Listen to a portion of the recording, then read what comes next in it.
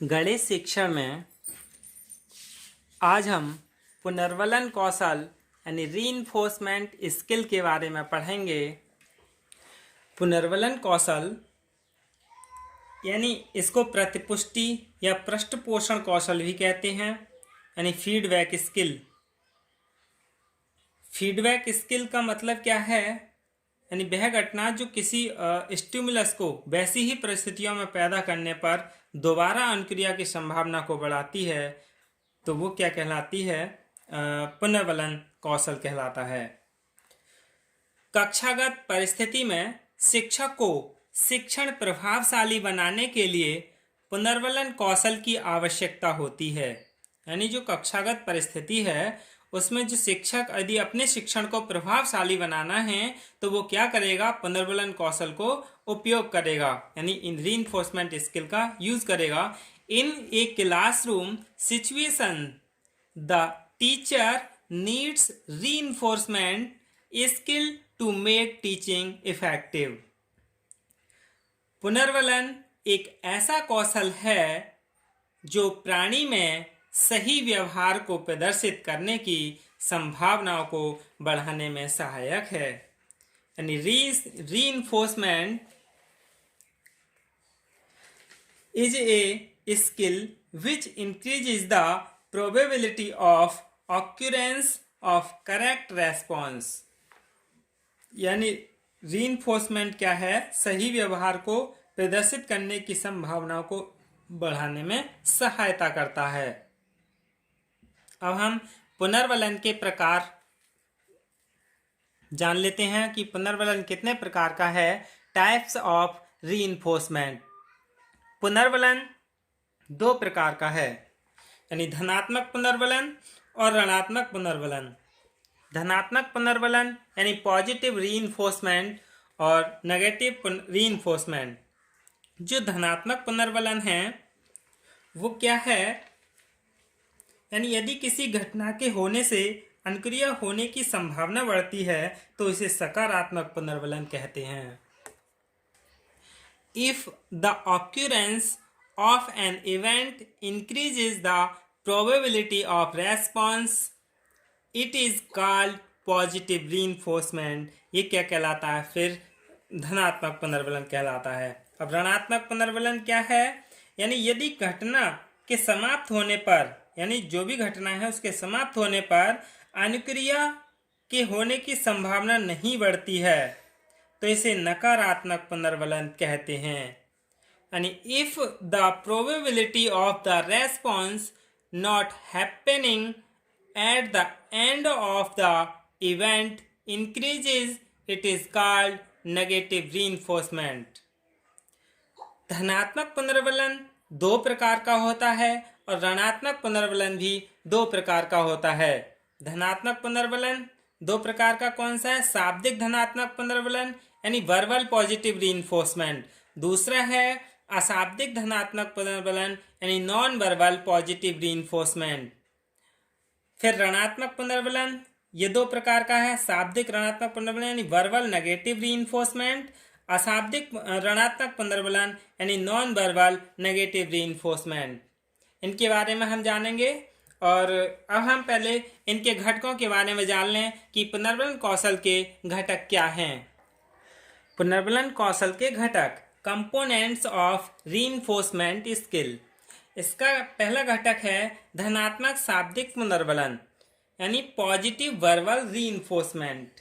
इसमें क्या है? विद्यार्थी अधिगम को स्थायी करने के लिए, यानी जो हमारा लर्निंग है उसको परमानेंट करने के लिए शिक्षक विद्यार्थी द्वारा दिए गए उत्तर पर विशिष्ट शब्दों का प्रयोग करता है, जैसे अच्छा, बहुत अच्छा यानी गुड, वेरी गुड, सुंदर, ठीक कहा, शाबाश, जी हाँ, आगे बढ़ें आदि। इन तरह के शब्दों का प्रयोग करता है और इसके द्वारा शिक्षक विद्यार्थियों के सुझावों का समर्थन करता है और उत्साहपूर्वक शब्दों का प्रयोग करता है।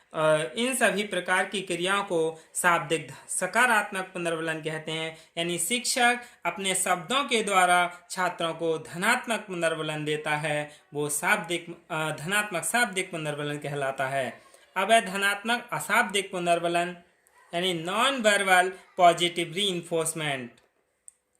यानी कक्ष परिस्थिति में यानी क्लासरूम सिचुएशन में कभी कभी शिक्षक शब्दों का उपयोग किए बिना उन्हें बच्चों को क्या करता है, मुस्कुराने, हाथ से संकेत देने, चलकर, समीप जाकर, सिर हिलाने, पीठ थपथपाना, विद्यार्थी के प्रत्युत्तर को श्यामपट्ट पर लिखना आदि से विद्यार्थियों को प्रोत्साहित करता है यानी मोटिवेट करता है। यह सभी क्रियाएं धनात्मक अशाब्दिक पुनर्बलन के अंतर्गत आती हैं क्योंकि इनमें शब्दों का प्रयोग ना करके अपने हाव भाव को व्यक्त करता है, जैसे कि पीठ थपथपाना या सिर हिलाना या बच्चे की ओर मुस्करा देना। फिर है तीसरा ऋणात्मक शाब्दिक पुनर्बलन यानी नेगेटिव वर्बल रीइंफोर्समेंट।